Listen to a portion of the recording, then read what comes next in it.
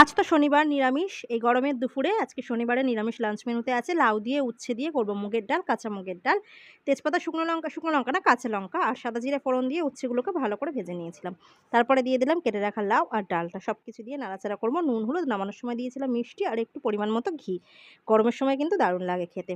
আর রান্নাবান্না আজকে একদম সিম্পল।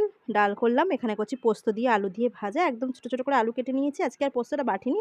ভাজা করেছি আর করব বেগুন ভাজা, পটল ভাজা, আমের টক। ব্যাস আজকে আর কিচ্ছু করব না গরমের সময়।